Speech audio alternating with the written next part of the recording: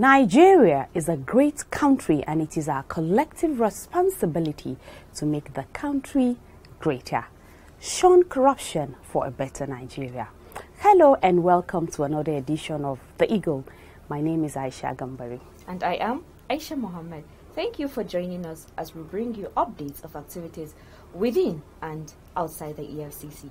Imagine a society where everything works. Durable road networks, stable electricity supply, portable water, well-equipped and functional healthcare facilities, quality education for all, affordable housing schemes, social security benefits, job creation, and a lot more that makes life comfortable to live. That is an ideal society. We can only achieve these if we all play our part. Say no to corruption to enjoy these benefits. Kill corruption to save Nigeria. This message is from the Economic and Financial Crimes Commission, EFCC. On the program today, EFCC vows to prosecute all INEC staff indicted for corruption in the conduct of 2015 election. Court orders interim forfeiture of money recovered by the EFCC to the federal government. And we will bring you a chronicle of events leading to the recovery of huge sums of money secretly kept away by suspected money launderers by the EFCC. Please stay tuned. The program resumes after this break. Don't go away. My name is Right Honorable Yakubu Dogara. I'm the Speaker of the House of Representatives of the Federal Republic of Nigeria. I don't think I have any soundbite more than what the President has said, that we've got to kill corruption in this country, otherwise corruption will kill us. On our part, as legislators, we have keyed into the vision of Mr. President. We will do everything possible to strengthen the institutions confronting or combating corruption in this country.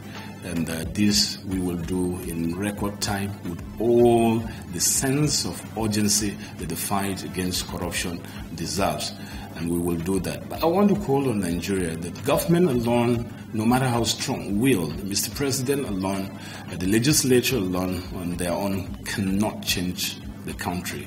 They cannot bring a situation as it were, as if they have a magic wand and just get everyone to be compliant. It will take the active participation, sacrifice, and understanding of our people to be able to cut the incidence of corruption in this country. And we believe that the sooner all of us realize that it's important for us to end corruption in this country so that we can move forward, the better for all of us. Chairman of the Economic and Financial Crimes Commission, EFCC, Ibrahim Magu, has said that the Commission will prosecute all staff of the Independent National Electoral Commission, INEC, indicted for corruption in the conduct of the 2015 general election. Magu made the declaration while receiving a delegation from INEC led by its chairman, Professor Mahmoud Yakubu, at the EFCC head office in Abuja. Goldin Onwura has the report. According to Magu, the EFCC is already prosecuting some of the INEC staff with the arraignment of 3 officers of INEC in Lagos. He said the commission is also in the process of commencing the prosecution of others in Port Harcourt, Kano and Gombe. While expressing satisfaction with the collaboration between the 2 agencies, Magu commended the INEC boss for supporting the investigation affecting some of his staff members. He said what INEC has done would change the course of electioneering in the country by bringing in sanity and credibility, adding that it will also send a signal and serve as deterrent to any person who may wish to perpetrate fraud in the electoral process, whether as a monitor or staff of INEC. I have read it over the papers. I am telling you what you have done will change the course of the election. It will bring sanity and credibility to our credibility, because it sends the signal as serve as deterrent to any other person who wish to participate as in whatever capacity in the electoral process, whether it's monitoring, whether as a staff of the National Electoral Commission. and it's really very good. And I'm happy that it also shows your support for what we are doing. Our passion is to fight corruption. Magu assured the INEC of EFCC's continued support, noting that the agency's functions were central to the future of the country and that the next election must be different. The INEC boss, Professor Mahmood Yakubu, while appreciating the EFCC, revealed that some of the indicted INEC staff had made refunds of their share of the over 3 billion naira bribe money. He added that from the lists received from EFCC, 70 staff across the 3 states of the Federation are still in denial and will be referred to the EFCC for further investigation.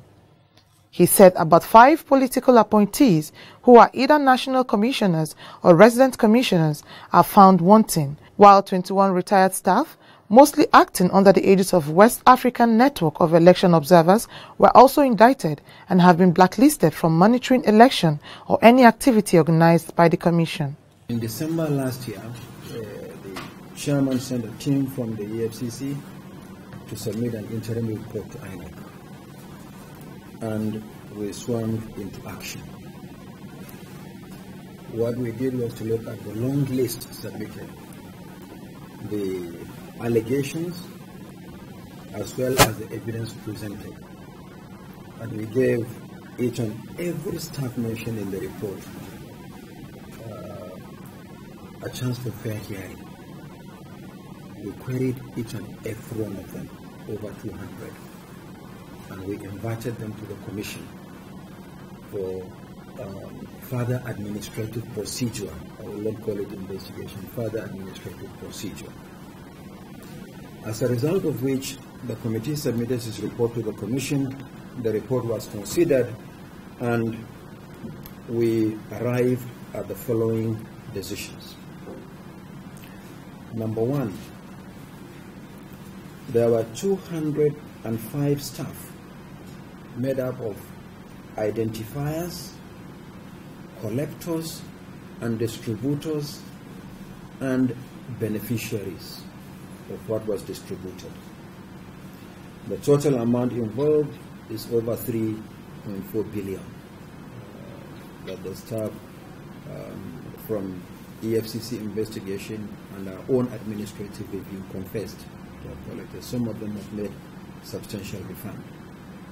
So we have 205 of them made up, as I said, of people who identified those who are to collect, or those who collected, distributed, or they are themselves beneficiaries.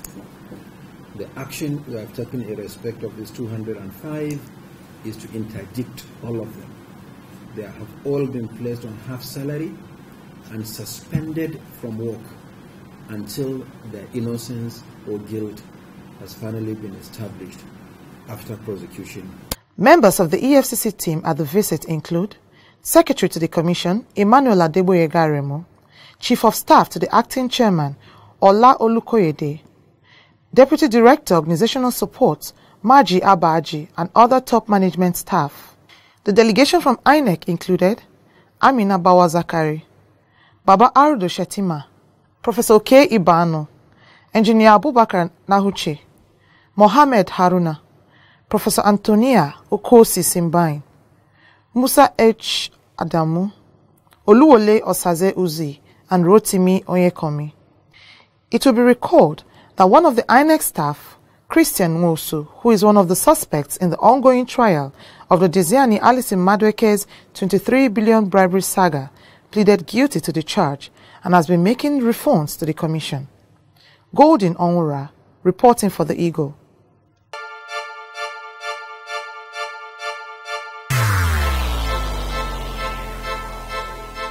Corruption is dishonesty and illegal behavior by people in positions of trust. A public office is a public trust. Do not abuse positions of trust for private gains. Stay away from corruption. Nigeria is a great nation, and it is our responsibility to make the country greater.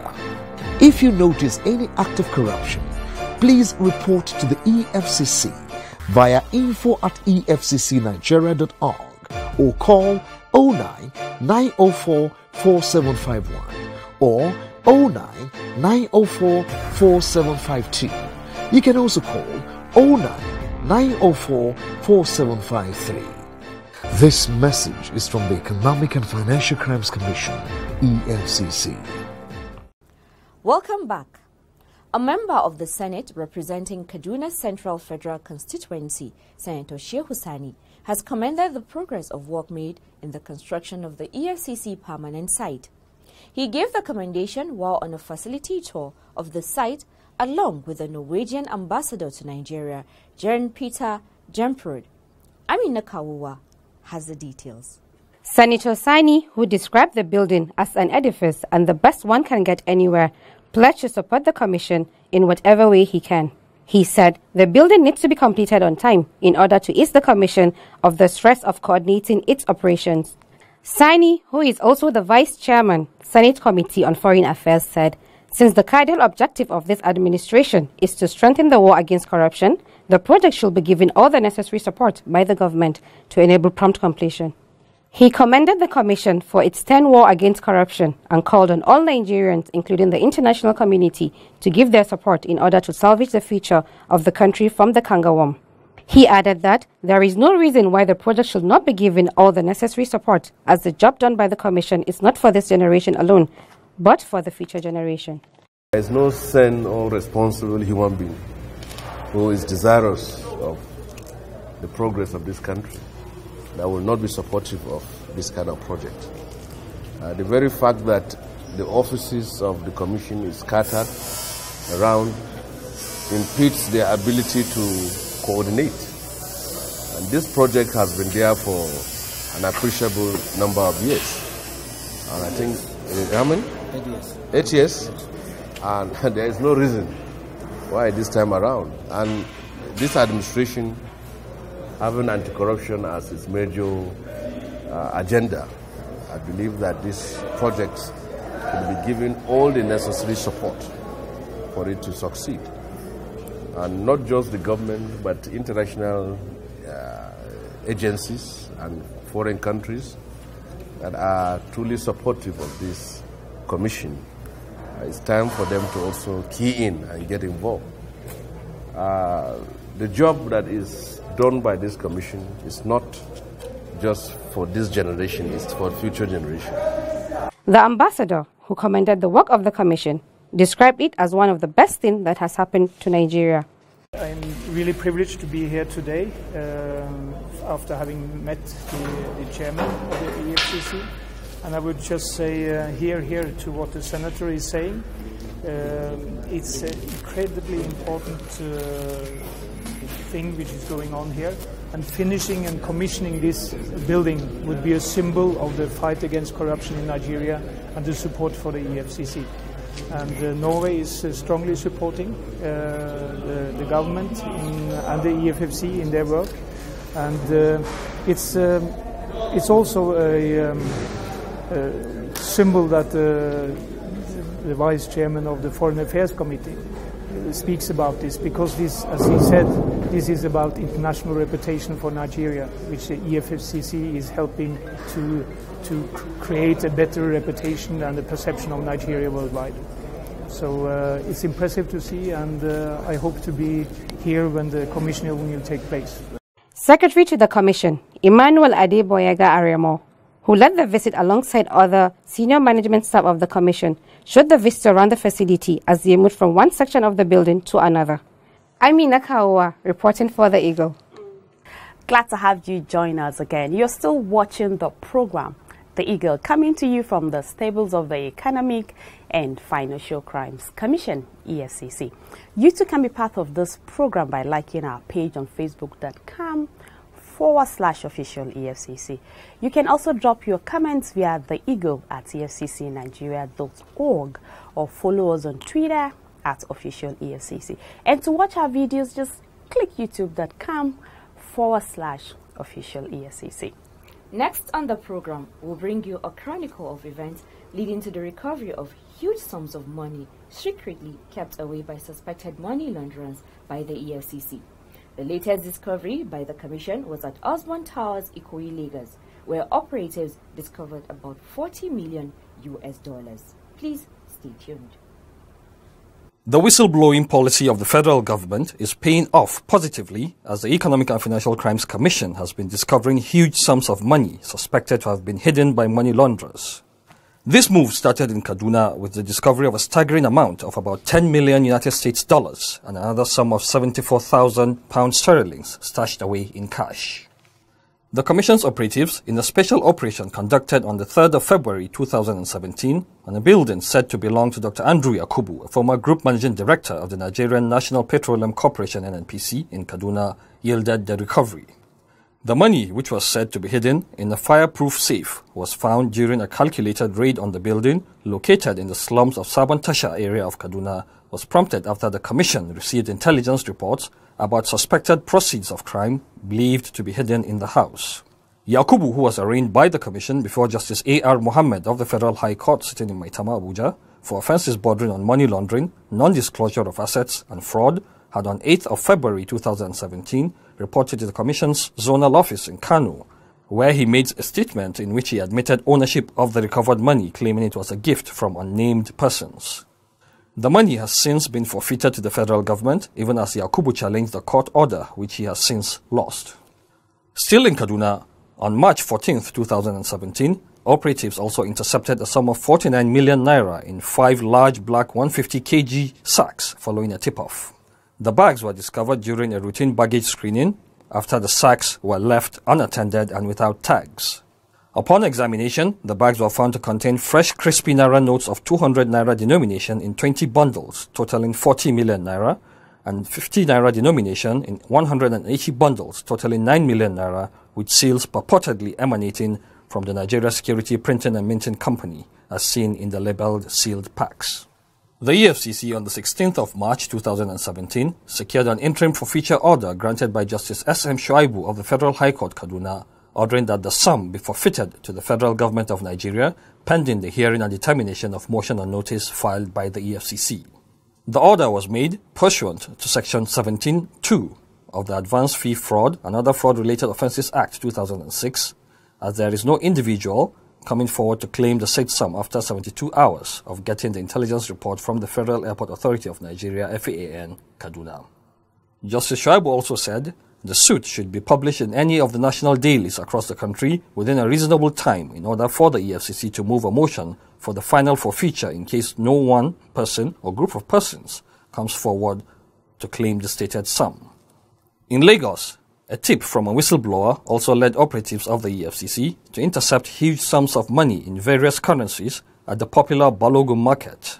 The monies include 547,730 euros and 21,090 pounds, as well as 5,648,500 naira. The total haul is about 250 million naira as at prevailing exchange rate at the parallel market. The intercept followed information that cash was being moved somewhere in the market for conversion into foreign currencies by unnamed persons. Operatives, responding timely, met the money at the Bureau de Change office, but a large chunk of it had been converted into euro and pound sterlings. The Bureau de Change operators found in possession of the monies claimed they were acting on behalf of their boss, who sent the money to them from one of the northern states in Nigeria. 2 persons apprehended in the course of the raid are helping the Commission in its investigations. Also in Lagos, operatives of the EFCC uncovered yet another large sum of suspected laundered money to the tune of 448,850,000 naira in a shop at Lejiko Shopping Plaza, Ahmadu Bello Way, Victoria Island, Lagos.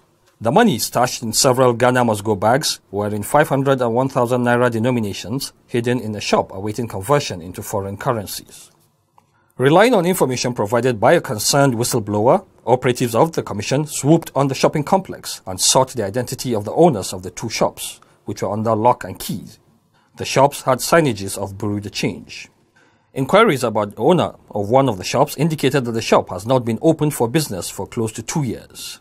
After drawing the attention of the plaza's chairman and some traders, the shop was forced open, and in it, the operatives discovered heaps of Ghana must-go bags containing bundles of naira notes totaling about 500 million naira. And still in Lagos, operatives stormed an apartment in a residential building on the 7th floor of Osborne Towers located at 16 Osborne Road, Ikoyi, Lagos, where foreign currencies and naira notes to the tune of over $40 million and about 28,000 pounds sterling and over 20 million naira were uncovered. The operation followed a whistleblower's confidential alert regarding some noticed suspicious movement of bags in and out of a particular apartment in the building.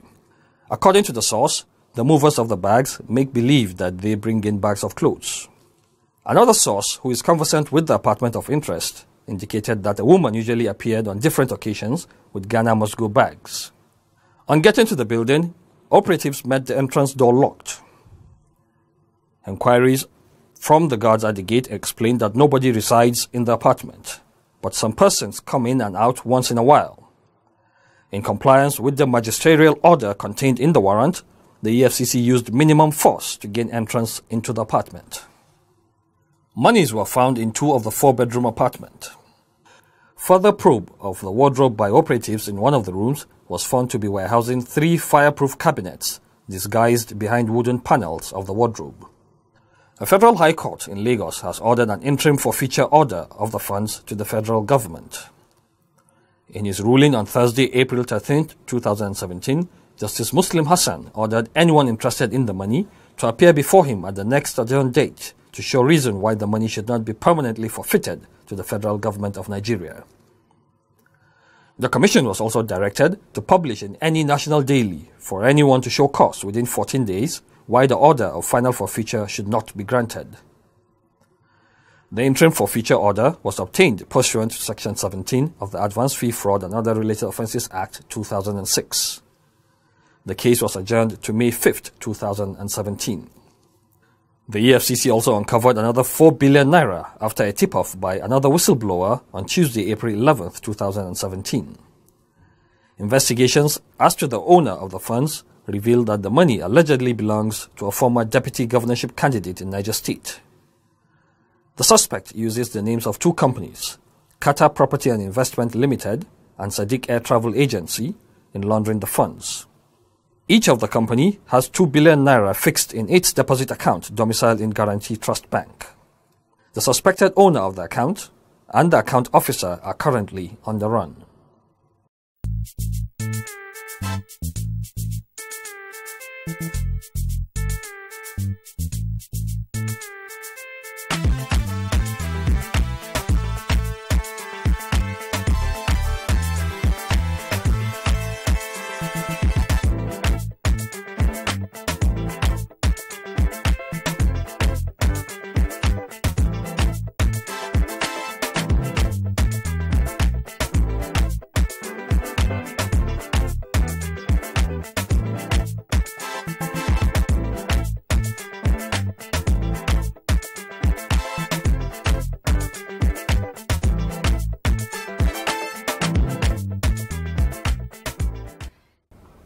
Aisha, these revelations are mind-blowing. Imagine the discoveries, especially the latest one in Lagos. I tell you what, when I saw the report, I had goose pimples. At first, I couldn't believe it. I mean, it's really sad that someone will, take money that is meant for everybody away and stash it away for private gains. It's really sad, It's really sad indeed. I must commend the effort of the EFCC operatives, and we hope the public will continue to give their support to this all-important fight against corruption in order to salvage our country from a few selected people.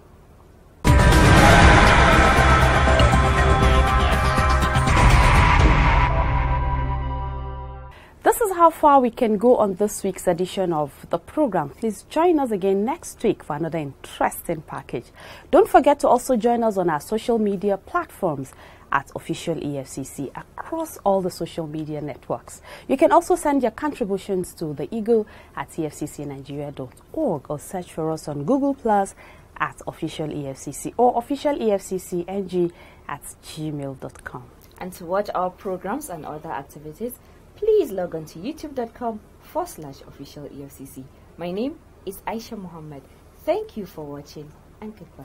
And I'm Aisha Gambari. See you same time and on same station next week. God bless Nigeria.